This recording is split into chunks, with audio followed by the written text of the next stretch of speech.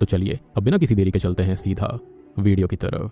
तो कहानी की शुरुआत होती है महाभारत के युद्ध के अंत को दिखाते हुए, जहां पर भीषण तबाही मची हुई थी। हर तरफ सैनिकों की लाशें मिट्टी खून से भरी हुई, जिस बीच कौरवों का एक योद्धा चल रहा था जिसका नाम होता है अश्वत्थामा। अब अश्वत्थामा इतने गुस्से में होता है कि वो अर्जुन के बेटे अभिमन्यु की बीवी उत्तरा के गर्भ में पल रहे बच्चे की तरफ एक ब्रह्मास्त्र चला देता है। हालांकि देखो ऐसा हुआ तो था, लेकिन जो रियल कहानी है वो इससे थोड़ी सी हटकर है, और यहाँ पर मैं समझ सकता हूँ कि इन्होंने ऐसा क्यों किया। इसके बारे में भी एंड में बात होगी। खैर अब कृष्ण भगवान भी अश्वत्थामा के इस एक्ट से बहुत ही गुस्से में थे। कृष्ण भगवान अश्वत्थामा के माथे की मणि को निकालते हुए उसको श्राप देते हैं कि वो मरेगा नहीं, सड़ेगा, उसके शरीर को कीड़े खाएंगे, उसके माथे से खून बहता रहेगा, उसका कोई भी घाव कभी नहीं भरेगा। अब उसको इंतजार करना होगा कली युग के अंत का, जब पाप बढ़ जाएगा और पुण्य बिल्कुल नहीं बचेगा, और तब जाकर वो अपने 10वें अवतार में जन्म लेंगे। जैसे उसने आज एक गर्भ को उजाड़ने की कोशिश करी है, वैसे ही भविष्य में उसको उस लेडी का गर्भ बचाना पड़ेगा जिसके अंदर उनका 10वां अवतार पलेगा, और तभी उसका ये श्राप खत्म होगा। और ये जो मणि होगी ये खुद पे खुद उसके पास पहुंचकर चमकेगी, उसे इशारा करेगी कि हाँ वक्त आ चुका है। खैर अब इसके बाद कहानी आती है 2898 एडी में, यानी कि महाभारत के समय से आज तक कुल मिलाकर 6000 वर्ष। महाभारत हुई थी 3102 बीसी में, ये कहानी है 2898 एडी की। टोटल होता है 6000 वर्ष।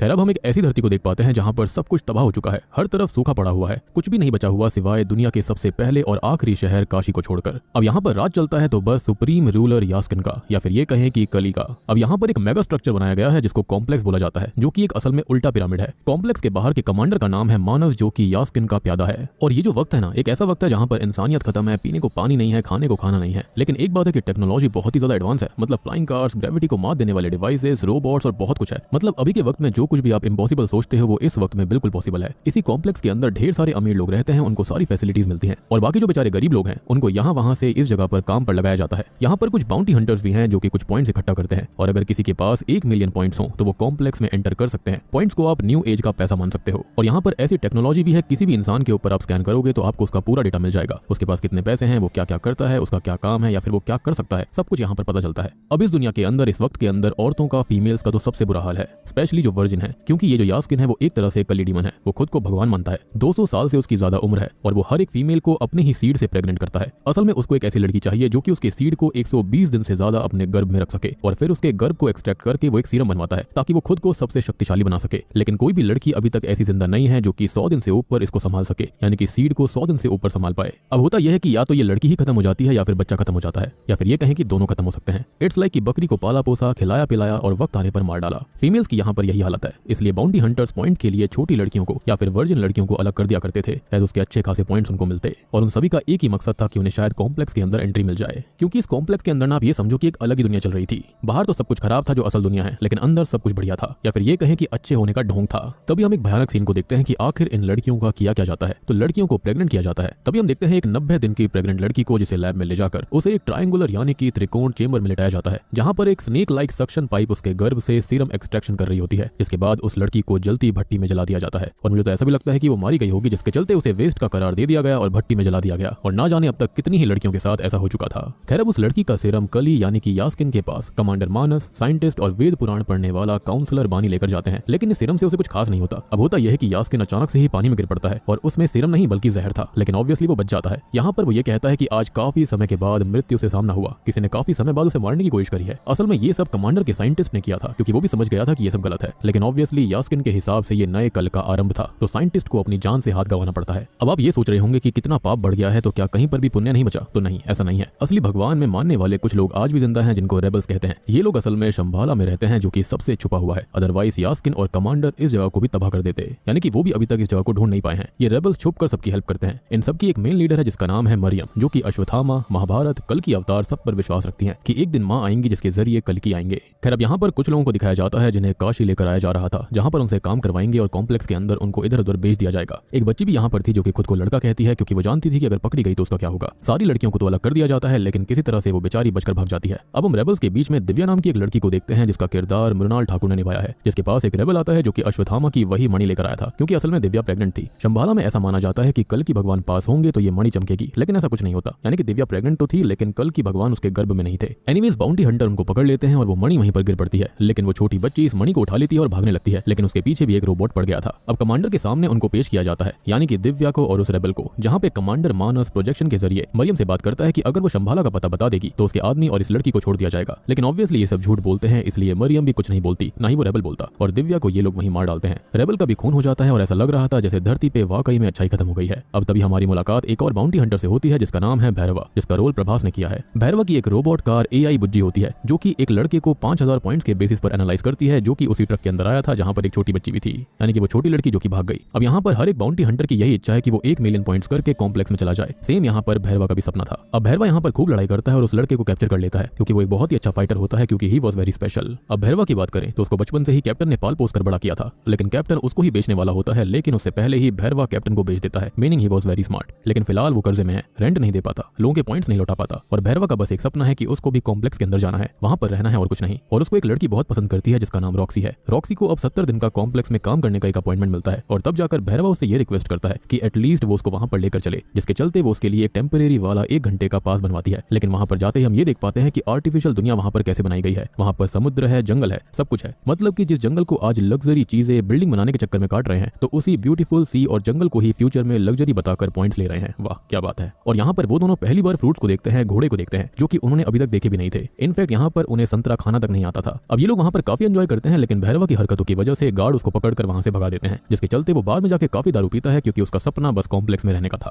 अब तभी हम उस बच्ची को देखते हैं जिसका पीछा वो रोबोट कर रहा था, जिसके चलते वो नीचे एक पुराने शिव मंदिर में जा गिर पड़ती है, जो कि अंडरग्राउंड था, जहां पर हमारी मुलाकात फाइनली एंशिएंट अश्वत्थामा से होती है, जो कि किसी तरह से इस बच्ची को बचा लेते हैं। बच्ची अश्वत्थामा को वो मणि दिखाती है जो कि चमक रही थी, क्योंकि कल की अवतार किसी के पेट में पल रहा था। जी हाँ, एक लेडी थी जिसने यास्किन के सीड को 5 महीने से ज्यादा अपने गर्भ में रख लिया था, जो कि कोई और नहीं बल्कि उनकी ही लैब की एक फीमेल एक्सपेरिमेंट SUM-80 थी, यानी कि सुमति, जिसका रोल दीपिका पादुकोण ने निभाया है। अब उसकी ही एक कलीग लिली उसको फंसवा देती है, जिसके चलते उसको भी सीरम बनवाने के लिए उसी ट्रायंगुलर चेंबर में डाल दिया जाता है, लेकिन वो सर्वाइव कर जाती है, यानी कि वो पूरी मशीन खराब पड़ गई थी और खाली एक ही बूंद एक्सट्रैक्ट हो पाती है। अब इसके चलते होता यह है कि पूरी जगह की लाइट चली गई थी, मशीन अचानक खराब हो गई थी। इनको अब एक्सट्रैक्शन के दौरान महाभारत का एक बहुत ही खतरनाक हथियार मिलता है, जो कि अर्जुन का धनुष गांडीव था, जो कि अचानक से ही एक्टिवेट हो जाता है। उसको कोई भी छू नहीं पा रहा था। काउंसलर बानी उसको हाथ लगाने की कोशिश करता है, लेकिन उसको बहुत तेज झटका लगता है। वो कम से कम 20 फीट दूर जाकर गिरता है। लेकिन हम ये देखते हैं कि लिली ने ही यहाँ पर सुमिता को बचा लिया था। असल में वो रेबल ग्रुप की सीक्रेट स्पाई थी और 2 साल से यहाँ पर वो छुपकर सब कुछ देख रही थी। उसको एक सीक्रेट प्रोजेक्ट के बारे में पता लगाना था, जो कि यास्किन कर रहा था, यानी कि वही प्रेग्नेंट लेडीज वाला। उसको लगा था कि सुमिता को बचाना जरूरी है और वो उसको एक सीक्रेट रास्ते पर जाने के लिए कहती है, क्योंकि टनल के दूसरी ओर उसके आदमी वहां पर वेट कर रहे होंगे। साथ ही साथ हम देखते हैं कि अश्वत्थामा अब मणि को एक्सेप्ट करता है, क्योंकि उसका श्राप काइंड ऑफ खत्म हुआ। अब उसको कल की अवतार की या फिर उनकी मां की रक्षा करनी है, यानी कि सुमिता की। अचानक से ही अश्वत्थामा के सारे जख्म भर जाते हैं और वो बिल्कुल ठीक हो गया था। अब सुमिता टनल से बाहर जाने लगती है, लेकिन हर तरफ आग वाले सेंसर्स होते हैं जो कि उसको तुरंत ही पिघला देते। लेकिन हम भगवान श्री कृष्ण की शक्ति देखते हैं कि गार्ड जल जाते हैं, लेकिन उसको कुछ नहीं होता। और हम ये भी देख पाते हैं कि भैरवा के साथ भी कुछ डिफरेंट होता है। उसके पास कृष्णा जी की एक भारी मूर्ति आकर गिरती है, जिसको वो संभालता है, लेकिन ऐसा सिर्फ हम देखते हैं कि वो कृष्ण भगवान थे उसको इशारा देते हुए, और वो भी फील करता है कि कुछ तो डिफरेंट हुआ है। आज काशी के सभी लोग देख पा रहे थे कि वहां पर कुछ ना कुछ अलग था। एनीवेज, अब लिली के जो रेबल वाले लोग थे वो बाहर वेट कर रहे थे, लेकिन हम जानते हैं कि लिली ने खुद की कुर्बानी दे दी। अब इन रेबल्स के अंदर 2 लवर्स होते हैं जिनके नाम अज्जू और कायरा था, और एक वीरन होता है, और सुमिता को वो संभालने लगते हैं, उसको वो शंबाला ले जाने लगते हैं। और यहाँ पर दीपिका पादुकोण यानी कि इस लैब एक्सपेरिमेंट SUM-80 को सुमिता नाम कायरा नहीं दिया था, एज ये लड़कियां मात्र एक एक्सपेरिमेंट्स के लिए थी, इनके कोई नाम नहीं हुआ करते थे। और सुमिता के नाम की बाउंटी भी निकल जाती है, जो कि 5 मिलियन पॉइंट्स की थी, और भैरवा भी अब उसके पीछे पड़ जाता है। इसी बीच होता यह है कि इसी मुठभेड़ के अंदर कायरा मारी जाती है और अज्जू घायल हो जाता है और वीरन पकड़ा जाता है। लेकिन तभी अश्वत्थामा उस छोटी बच्ची के साथ वहां पर आता है, सबको मार देता है। उनके पास एक लाठी होती है, जिसके चलते कोई भी उनको छू नहीं पाता। अश्वत्थामा यहाँ पर 8 फीट से भी ज्यादा का था और वो अपनी ताकत का अच्छा खासा प्रदर्शन देता है। भैरवा काफी कोशिश करता है, लेकिन वो भी कुछ नहीं कर पाता, और बस अश्वत्थामा सुमिता को मां कहकर प्रणाम करता है। उसकी रक्षा का एक ही मकसद उसके पास था, जिसके चलते ये लोग शंबाला पहुंच जाते हैं। वहां पर अचानक बारिश हो जाती है, जिसके चलते मरियम और बाकी सबको यकीन हो जाता है कि हाँ, यही मां है, कल की इन्हीं के कोख से जन्म लेंगे। अंदर एक वृक्ष भी था, जो कि मेरे ख्याल से अश्वत्था वृक्ष होगा, जिसके नीचे कल की भगवान का जन्म होना था।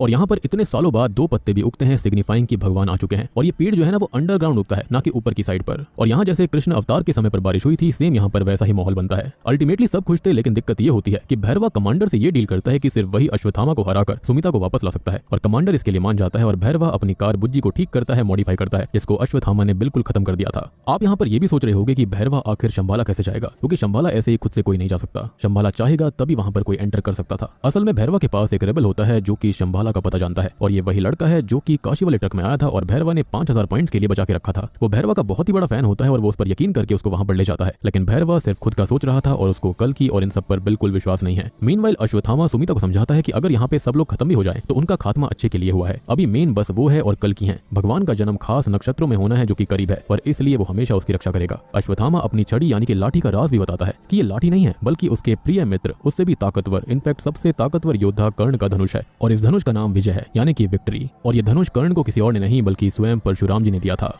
लेकिन अश्वत्थामा का ये कहना था कि अब कर्ण नहीं रहा तो ये मात्र एक बूढ़े व्यक्ति की लाठी बन गई है। खैर अब होता यह है कि शंभाला के अंदर भैरवा के साथ साथ ढेर सारे कॉम्प्लेक्स के लोग और कमांडर मानस भी आ जाता है, जिसके पास कली पुरुष यानी कि यास्किन का बनाया हुआ एक हथियार था जो कि शंभाला के सारे हथियारों को खत्म कर देता है, यानी कि मेन चीज को खत्म कर देता है। अश्वत्थामा और भैरवा खूब लड़ते हैं और अश्वत्थामा उसको हरा भी देता है, लेकिन कमांडर मानस मरियम को मार डालता है। और यकीन करो यहाँ पर जो सीन्स होते हैं वो काफी बढ़िया थे, मतलब गूज बम्स वाले। अब कमांडर से बचने के चक्कर में सुमिता फ्लाइंग मशीन से हाइट से नीचे गिर पड़ती है, लेकिन उसको अश्वत्थामा और भैरवा मिलकर बचाते हैं। दोनों के पास अपने अपने मकसद थे, लेकिन तभी वहां पर कमांडर आकर अश्वत्थामा को कैद कर लेता है। अब भैरवा बेहोश जहां पे हुआ था वहां पर अश्वत्थामा की लाठी पड़ी हुई थी। अब सुमिता को कमांडर लेकर जा रहा होता है, लेकिन तभी वहां पर वो जो वृक्ष होता है उसकी एक पत्ती उस लाठी पर पड़ती है, जिससे कि वो लाठी भैरवा के हाथ में आते ही एक्टिवेट हो जाती है। और बस तब जाकर हमको पता चलता है कि असल में भैरवा कोई और नहीं बल्कि मेरे ख्याल से कर्ण रीइंकार्नेशन है। अब देखो कल की पुराण के हिसाब से ना जो कल की होंगे उनको कर्ण के कवच और कुंडल लगेंगे, तो मेरे ख्याल से यहाँ पर उस चीज को जोड़ने की कोशिश करी गई है। मतलब कि शायद यहाँ पर यह दिखाया गया है कि चलो यहाँ पर कर्ण के कवच और कुंडल नहीं लेकिन खुद कर्ण आ चुके हैं। जैसे उन्होंने अश्वत्थामा को महाभारत में अर्जुन के बाणों से बचाया था, आज भी वो ऐसा ही करता है और यास्किन के एनर्जी बीम को अपने विजय धनुष से काटते हुए कमांडर को मार डालता है। लेकिन धनुष हाथ में ना होने की वजह से उसको फिर से यही लगता है कि वो भैरवा है, यानी कि कुछ टाइम के लिए उसको याद आता है कि वो था कौन, लेकिन जैसे ही उसके हाथ से विजय धनुष छूट जाता है उसको फिर से याद आता है कि वो तो भैरवा है। और आपको अब यहाँ पर एक बात और क्लियर हुई होगी कि अश्वत्थामा से अब तक जो कोई भी लड़ रहा था वो मारा गया था, लेकिन खाली यहाँ पर भैरवा था जो कि बच गया था, जिसका रीजन ये है कि वो खुद कर्ण रीइंकार्नेशन है।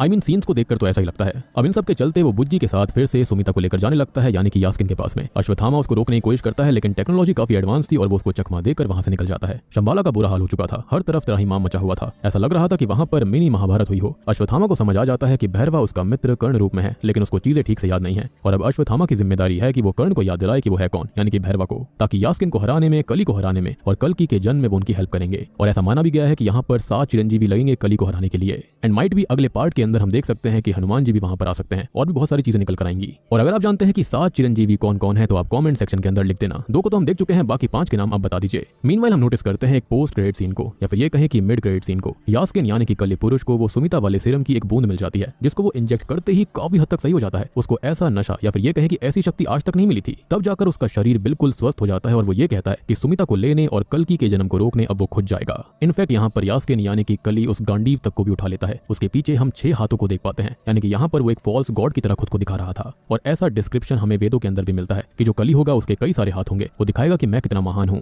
बेसिकली यहाँ पर वो कृष्ण भगवान को मॉक करने की कोशिश कर रहा था। और अब आप ये भी सोच रहे होंगे कि जब मशीन्स इस गांडीव को नहीं उठा पाई, इंसान नहीं उठा पाए, तो यहाँ पर यास्किन ने ऐसा कैसे कर लिया। तो उसके अंदर कल की अवतार की एक बूंद चली गई थी, यानी कि उनकी एनर्जी चली गई थी, जिसके चलते शायद से वो उसको उठा पाया। हम ये भी नोटिस करते हैं कि उसके शरीर से जुड़े हुए जो लाइफ वाले तार होते हैं वो भी अलग हो जाते हैं और उसके इर्द गिर्द हम 6 मैजिकल ऑब्स को भी देख पाते हैं, या फिर ये कहें कि 6 उड़ते हुए गोले, जो कि मेरे ख्याल से काम, क्रोध, मद, लोभ, मोह और अहंकार को दर्शाते हैं। इनफैक्ट मैंने कहीं पर यह भी पढ़ा था कि जो कली है ना, उसको यहाँ पर खाली इन कुछ चीजों के अंदर ही जगह दी गई थी, जैसे कि सोना, प्रोस्टिट्यूशन और ये सब। तो माइट भी ये सब उनको भी दर्शा रहे होंगे। और अगर आप इस मूवी के अंदर देखोगे तो यहाँ पर यही सब चीजें हो रही थी, प्रोस्टिट्यूशन भी हो रहा था, वहां पर बहुत ज्यादा दिक्कत हो रही थी, स्लॉटर हो रहा था, और उन्हीं के अंदर ये कली बसता है। अब देखो यहाँ पर हमें कली का एक फिजिकल मैनिफेस्टेशन दिखाया गया है, लेकिन कली जो है ना वो इन सब गलत कामों के अंदर बसता है, जैसे कि स्लॉटर, अल्कोहल, गोल्ड, प्रोस्टिट्यूशन और ये सब जो चीजें आती है ना, इनके अंदर कली डीमन का जिक्र करा गया है कि इन्हीं सब के चलते इंसान का दिमाग खराब होता है। और हमें दिखाया भी जाता है कि कली का इन सब पर कंट्रोल है और यहाँ पर ये जो कॉम्प्लेक्स है और ये सारी चीजें हैं, ये सब यही दर्शाता है कि कली कैसे खुद को यहाँ पर सबके ऊपर मैनिफेस्ट कर रहा था और इन्हीं सबसे उसे शक्ति मिलती है। और तभी हमारी धरती का ये हाल इस मूवी के अंदर था।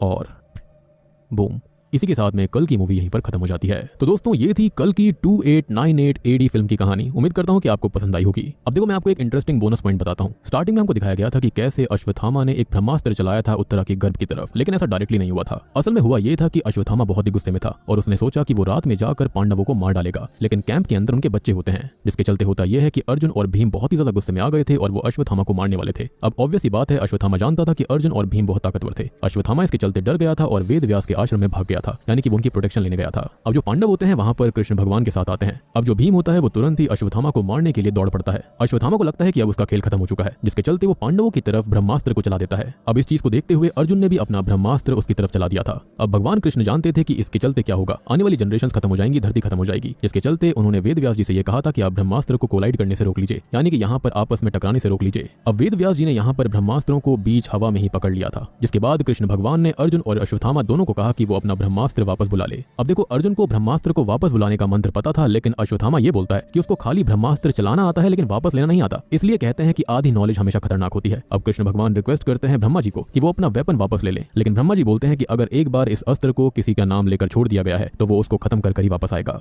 जिसके चलते होता यह है कि इस ब्रह्मास्त्र को रीडायरेक्ट करा गया था उत्तरा के गर्भ की तरफ, जहां पर अभिमन्यु का बच्चा पल रहा था। अब होता यह है कि जो उत्तरा होती है ना, वो एक मरे हुए बच्चे को जन्म देती है। कृष्ण भगवान उसको अपने गोद में लेकर उसे पुनर्जीवित कर देते हैं, जिसके चलते उसका नाम परीक्षित पड़ता है। और अब जाकर सेम टाइम पर कृष्ण भगवान अश्वत्थामा को कर्ज करते हैं कि वो अब हमेशा जिंदा रहेगा, कर्ज रहेगा और हमेशा उसके घाव रहेंगे, उसके माथे से हमेशा खून बहता रहेगा। इनफैक्ट ये भी कहा गया है कि कृष्ण भगवान ने खुद उसकी मणि नहीं निकाली थी, बल्कि भीम ने उसकी मणि निकाली थी। अब देखो, यहाँ पर मुझे इतना तो पता नहीं है कि यहाँ पर ऐसा एग्जैक्टली हुआ था नहीं हुआ था, लेकिन जो कल की मूवी के अंदर स्टार्टिंग वाला सीन है वो इसलिए दिखाया गया है ताकि आपको समझने में आसानी हो, हमें समझने में आसानी हो। हर किसी को हमारी हिस्ट्री के बारे में प्रॉपर नॉलेज नहीं है, तो इस चीज को आसान करने के लिए कि हाँ भाई अश्वत्थामा को श्राप दिया गया था, उसकी मणि निकाली गई थी, इस चीज को सिंपल तरीके से दिखाया गया है। बाकी आई नो कि इस मूवी के अंदर और भी कुछ ना कुछ छोटी मोटी कमियां इधर उधर रही होंगी, या फिर ये भी हो सकता है कि कहानी को अपने हिसाब से थोड़ा सा इधर उधर करा गया होगा, या फिर ये भी हो सकता है कि पार्ट 2 के अंदर हमको और डिटेल में चीजें बताई जाएंगी। बाकी आप लोग बताना कि आपको फिल्म कैसी लगी। देखो, मेरे हिसाब से तो मूवी काफी बढ़िया है, देखने में मजा आता है। मतलब अगर आप फील के साथ देखते हो तो आपको गूज बम्स जरूर आएंगे। और मुझे ऐसा भी लगता है कि ये मूवी इस साल की one of the biggest hits में से भी होने वाली है। तो वीडियो पसंद आई है तो लाइक कर देना, चैनल के ऊपर नए हैं तो सब्सक्राइब कर लीजिए, और अगर आपके पास में और कोई जानकारी है तो आप उसको कमेंट सेक्शन में जरूर बता सकते हैं।